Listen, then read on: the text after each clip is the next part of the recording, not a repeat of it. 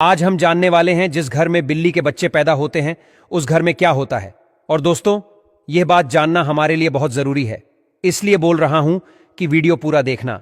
बिल्लियां दुनिया की सबसे मशहूर पालतू जानवर है और जहां भी इंसान रहते हैं वहां ही पाई जाती है। प्रिय दर्शकों, आज के इस वीडियो में आप जान लेंगे कि जिस घर में बिल्ली अपने बच्चों को जन्म देती है उस घर में क्या होता है। यदि आप भी अपने घर में बिल्ली रखते हैं, बिल्लियां पालते, उन लोगों को भी इस वीडियो को जरूर सुनना चाहिए। कुत्ते और बिल्ली पालना आज के युग में एक फैशन हो गया है। हर घर में लोग कुत्ते और बिल्लियां पालते हैं। लेकिन प्रिय दर्शकों, कुत्ते बिल्ली पालना क्या सही होता है या गलत, आज इस वीडियो में आप जान लेंगे। प्रिय दर्शकों, बिल्लियों के बारे में आपने काफी सारी बातें सुनी होंगी, बिल्लियों के संकेत के बारे में आपने काफी सारी बातें सुनी होंगी और काफी सारी कहानियां सुनी होंगी और काफी सारी ग्रंथ भी आपने पढ़े होंगे। लेकिन उसको आज जो सच्चाई हम आपको बताने जा रहे हैं, यह हर व्यक्ति को सुननी चाहिए। शास्त्रों का ऐसा मत है कि इस संसार में ऐसा कोई घर नहीं होता है जिसमें बिल्ली का आगमन नहीं होता है। बिल्ली हर उस घर में जाती है जिस घर में मनुष्य रहते हैं। लेकिन क्या प्रिय दर्शकों, आप इस बात को जानते हैं कि यदि आपके घर में बिल्लियां आती है और अक्सर आती रहती हैं तो उनका क्या संकेत होता है? और यदि आपके घर के आजू बाजू में बिल्लियां रोती है तो उनका क्या संकेत होता है? और यदि आपके घर में बिल्लियां अपने बच्चों को जन्म देती है तो उसका क्या संकेत होता है? और प्रिय दर्शकों, यदि आप कोई शुभ कार्य के लिए जा रहे हैं और यदि कोई बिल्ली आपका रास्ता काट जाए तो प्रिय दर्शकों, उसका क्या संकेत होता है? दोस्तों, बिल्ली एक मांसाहारी स्तनधारी जानवर है। इसकी सुनने और सूंघने की शक्ति प्रखर है और यह कम रोशनी, यहां तक कि रात में भी देख सकती है। लगभग 9500 वर्षों से बिल्ली मनुष्य के साथ ही के रूप में है। प्राकृतिक रूप से इनका जीवन का लगभग 15 वर्षों का होता है। श्री हरि विष्णु कहते हैं कि जिस घर में बिल्लियां अपने बच्चों को जन्म देती है उस घर में मां लक्ष्मी का आगमन होता है। लेकिन यह कितना सच है और कितना झूठ है, अब वीडियो को आगे बढ़ाते हैं। प्रिय दर्शकों, प्राचीन काल समय की बात है। एक नगर में एक औरत रहती थी। उस औरत का एक पुत्र होता है। तो प्रिय दर्शकों, उसका वह पुत्र अपाहिज होता है। उसका वह पुत्र बिल्कुल अपाहिज होता है। नहीं तो वह बिस्तर से उठ पाता है और ना ही वह चल पाता है। अब वह औरत अपने पुत्र की ऐसी माली हालत देखकर बड़ी दुखी रहती है।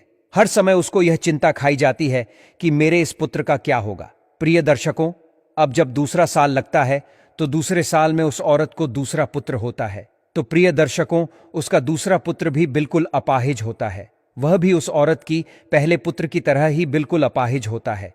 नहीं तो उसका वह दूसरा पुत्र अपने बिस्तर से उठ पाता है और न ही वह चल पाता है। फिर दर्शकों, अब उस औरत को और भी ज्यादा चिंता सताने लगी थी कि अब तो मेरे 2 पुत्र हैं, लेकिन दोनों ही बिल्कुल अपाहिज हैं। इनका क्या होगा? इनका भविष्य कैसा होगा? उसको अब जैसे तीसरा साल लगता है तो तीसरी साल में उस औरत को तीसरा पुत्र भी होता है। जब उस औरत को तीसरा पुत्र होता है तो उसकी भी वैसी ही हालत थी जैसे दोनों पुत्रों की थी। वह तीसरा पुत्र भी नहीं तो चल पाता है और ना ही अपने ब से उठ पाता है। प्रिय दर्शकों, अब वह औरत को और भी ज्यादा चिंता सताने लगी कि अब मेरे 3 पुत्र हो गए, लेकिन तीनों ही बड़े अपाहिज हैं। तीनों ही चलने फिरने की हालत में नहीं है। इनका भविष्य क्या होगा? अब इनका लालन पालन कौन करेगा? मैं कितने दिन जिंदा रहूंगी? जब तक मैं जीवित हूं तब तक तो इनकी देखभाल मैं कर सकती हूं, लेकिन मेरे जाने के बाद इनका क्या होगा? यही चिंता उस औरत को खाई जा रही थी। प्रिय दर्शकों, अब चौथा वर्ष लगता है तो चौथे वर्ष में उस औरत को चौथा पुत्र होता है। तो प्रिय दर्शकों, चौथा पुत्र भी अपाहिज होता है। वह चौथा पुत्र भी सेम वही कंडीशन में होता है। वह भी नहीं तो बिस्तर से खड़ा हो पाता है, नहीं चल पाता है। प्रिय दर्शकों, अब उस औरत की और भी ज्यादा हालत खराब हो जाती है। अब वह सोचने लगती है कि हो सकता है मेरी कोख से हमेशा अपाहिज पुत्र ही जन्म क्यों लेते हैं। हो सकता है मेरी कोख में कोई मिस्टेक है, मेरी कोख ही खराब है। यही सोचकर वह औरत बड़ी दुखी हो जाती है। अब कुछ दिनों बाद 5वां साल लग जाता है और 5वें साल में उस औरत को 5वां पुत्र होता है। तो प्रिय दर्शकों, 5वां पुत्र भी उन्हीं की तरह होता है जैसे कि पहले 4 पुत्र हुए थे। वह 5वां पुत्र भी नहीं तो अपने बिस्तर से उठ पाता है और ना ही वह चल पाता है। प्रिय दर्शकों, अब वह औरत अपनी पूरी आशा छोड़ देती है। पहले उस औरत को ऐसी आशा थी कि एक पुत्र अपाहिज है तो दूसरा पुत्र ठीक होगा, जब 2 पुत्र अपाहिज हो गए तो उस औरत को आशा होने लगी कि तीसरा तो ठीक हो जाएगा।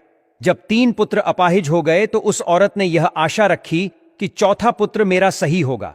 प्रिय दर्शकों, जब चौथा पुत्र भी अपाहिज हो गया तो उस औरत ने बड़ी कठिनाई से एक आसार लगाई कि हो सकता है 5वां पुत्र मेरा ठीक हो जाए। प्रिय दर्शकों, जब 5वां पुत्र भी उसका अपाहिज पैदा होता है तो अब वह औरत बिल्कुल आशा छोड़ देती है और सोचने लगती है, हो सकता है मेरे नसीब में यह अपाहिज पुत्र ही लिखे हैं, या फिर हो सकता है मेरी कोख ही खराब हो। यही सोचकर वह औरत बड़ी दुखी हो जाती है और हमेशा घुट घुट के जीने लगती है। उस औरत को हमेशा यह चिंता सताने लगती है कि मेरे जाने के बाद इन 5 पुत्रों का क्या होगा, इनका लालन पालन कौन करेगा। यही चिंता उस औरत को खाई जा रही थी। घुट घुट के जीती और अपने पुत्रों का रो रो के लालन पालन किया करती थी। प्रिय दर्शकों, खून के आंस पीती थी, लेकिन फिर भी अपने पुत्रों का अच्छे से लालन पालन किया करती थी। प्रिय दर्शकों, अब कुछ समय निकलने के बाद उस औरत के घर में एक सफेद बिल्ली आती है और वह बिल्ली उस औरत के घर में रहने लग जाती है। प्रिय दर्शकों, अब कुछ दिनों वह बिल्ली उस औरत के घर में रहती है और कुछ दिनों बाद वह बिल्ली अपने सुंदर 4 बच्चों को जन्म देती है। जब बिल्ली अपने 4 बच्चों को जन्म देती है तो प्रिय दर्शकों, उस औरत का पहला बच्चा बिल्कुल ठीक हो जाता है।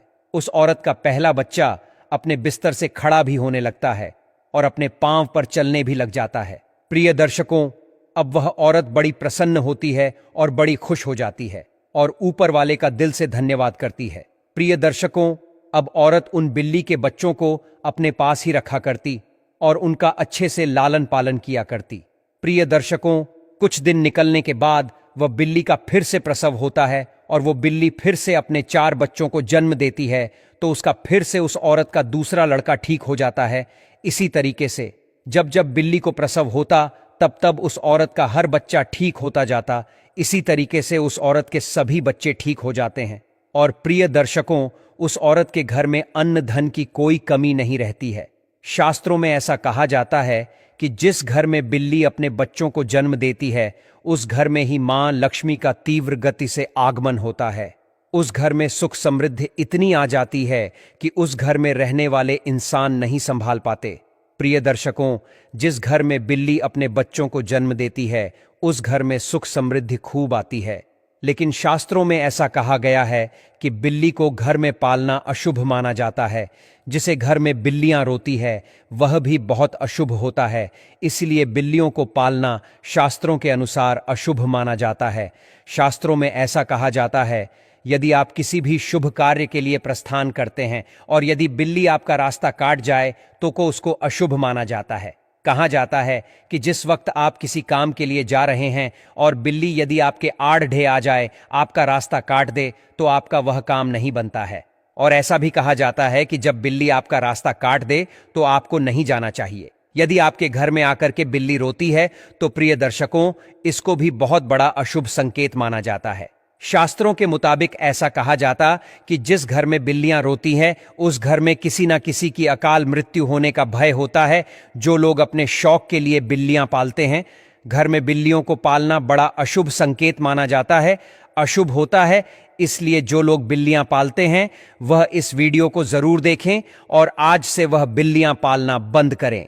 प्रिय दर्शकों, जब हम घर बिल्लियां पालते हैं तो शास्त्रों में ऐसा लिखा है कि जहां बिल्लियां रहती हैं वहां पर नकारात्मक ऊर्जा का प्रभाव होता है। जिस घर में बिल्लियां रहती है उस घर में भी नकारात्मक ऊर्जा का प्रभाव हो जाता है। इसलिए बिल्लियां पालना बहुत अशुभ होता है।